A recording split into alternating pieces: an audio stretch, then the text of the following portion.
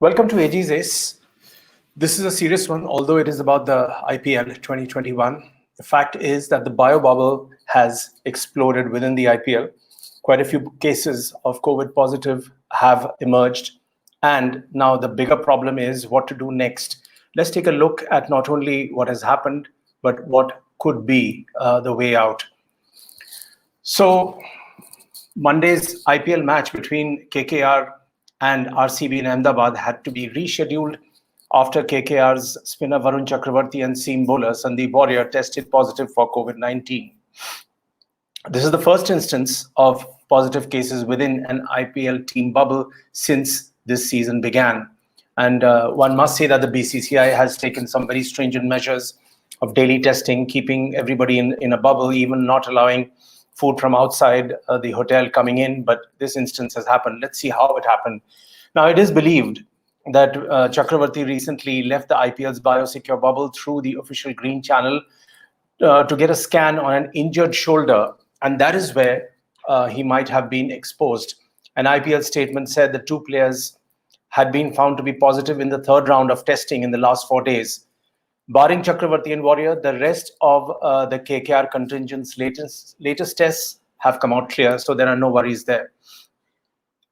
The IPL confirmed the development, saying in a statement that Knight Riders have now moved towards a daily testing routine to identify any other possible cases, and that its medical team is also determining the close and casual contacts of the two positive cases during the 48 hours. Besides that, the entire Knight Riders contingent has been put in a 5-day quarantine in their hotel rooms in Ahmedabad. That will be over on May 6th, 2 days before the next match on May 8th against Delhi Capitals. So you've got to think again that in the middle of a tournament, again, the players have been put under mental pressure. They have now been cooped up in their hotel rooms, and then as and when they emerge, they've got to take on a rampaging DC. Is that fair to any team? I don't think so. Now, under the IPL's Green Channel protocol, this is essential for you to understand that under the IPL's Green Channel protocol, a player requiring treatment, usually scans, is taken in a vehicle which is in the bubble with a driver, clad in PPE to the hospital. The testing or treatment is done by medical personnel with PPEs and masks, and the player returns in the same bubble vehicle. So it's pretty watertight on the face of it.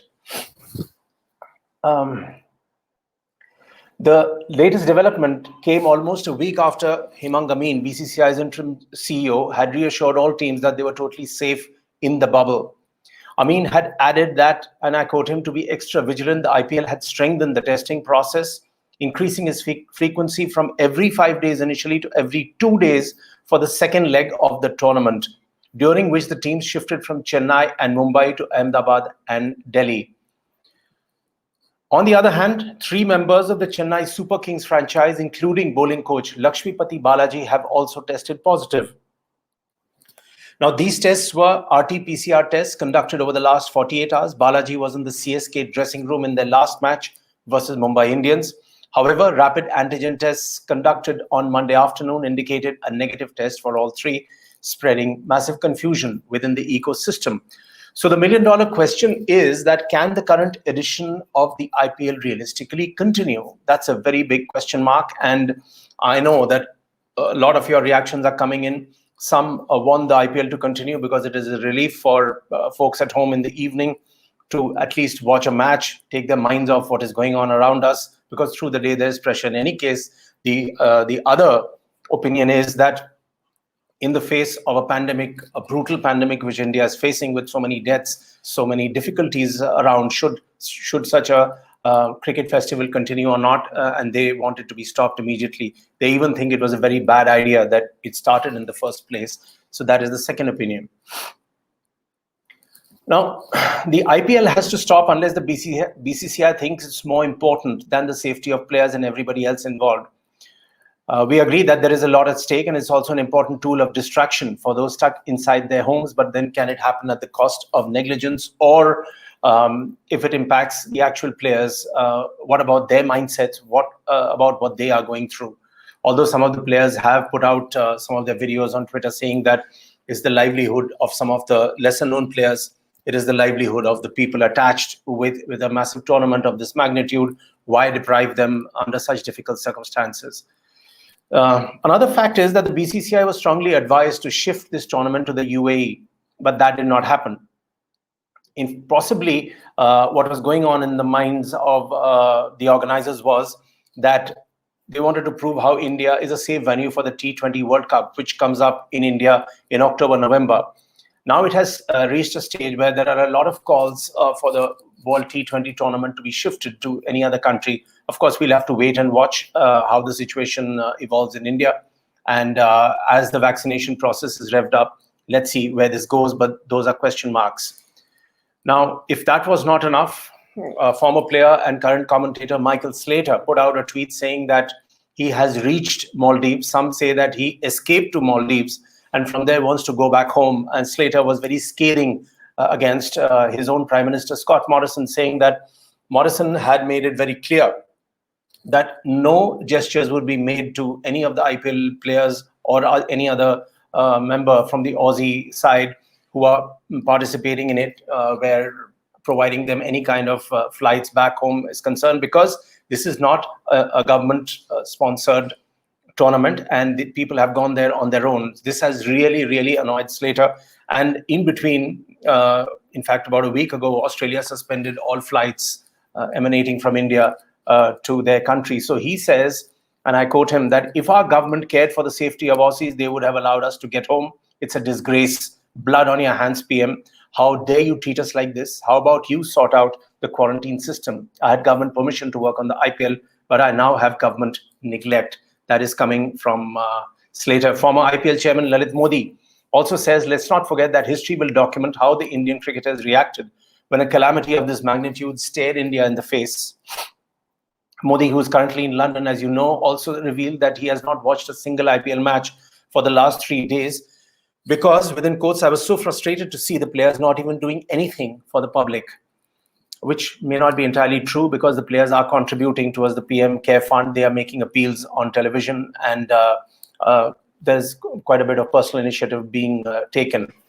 Now, where my take is concerned, I want to hit a couple of points on this. One is that relocating the IPL to Mumbai has emerged as a serious option of the BCCI, and possibly they should take it, as it looks to minimize the risks after several COVID-19 related cases were reported from both the venues currently hosting the tournament. If things go to plan, Mumbai could be hosting matches as early as the coming weekend. This will obviously mean a rejig schedule with multiple double headers. There is also a likelihood of the IPL final being moved from May 30th to early June. Of course, the biggest challenge for the IPL organizers would be to create a secure bubble in Mumbai. And they'll be basically then playing from 3 grounds. One is the Wankhede, second is the Brabant, and third is the DY Patil Stadium.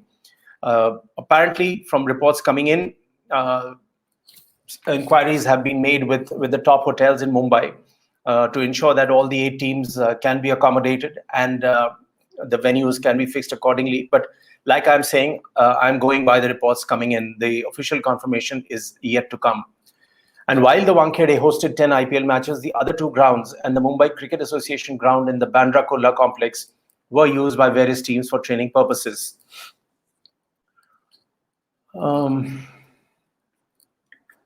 Franchises too, they have not really officially reacted, but they have not heard of the plan formally, but some say they will not be surprised if the Mumbai plan was acted on. And it seems like a decent enough plan. It would mean ditching the 2-venue caravan model and reverting to the BCCI's original plan when it was working out the IPL schedule of having Mumbai as the sole hub.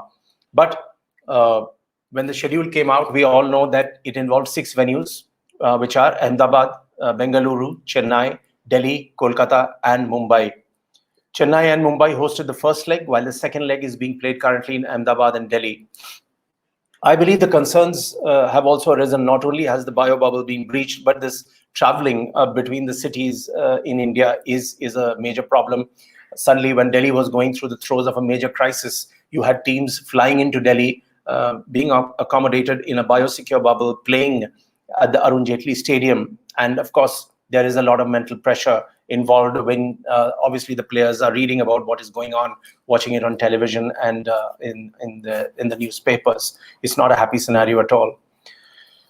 Now, the IPL's next stage is meant to be in Bengaluru and Kolkata from next week, but it seems likely that with the second wave of the pandemic now being controlled to a certain extent, and the situation is, of course, not fully in control, but the government is making a lot of efforts. Still, the BCCI could pretty much well be advised to cut out the traveling completely, put the teams in Mumbai as a stopgap measure, and ensure that they play out of those 3 stadiums.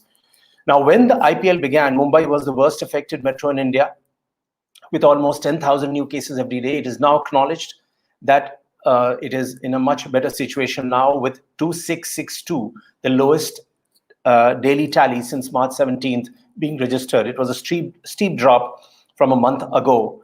11,163 cases on April 4, the highest ever number in the pandemic. So the Uddhav Thackeray government has been doing quite a lot, and it's being praised in circles for really cutting things down. So basically 2 options are left. One is that they take it to Mumbai in a biosecure bubble, have more double headers and cut out all the travel for the players, which is what they should be doing. Second is an extra ordinary step is taken of suspending the tournament, because it is too late, that it cannot be shifted anywhere out now. And if they suspend the tournament, then it's as good as over. So probably the Mumbai option or the Mumbai plan is the only plan left, and we'll have to wait and watch. Thanks for watching AG Says.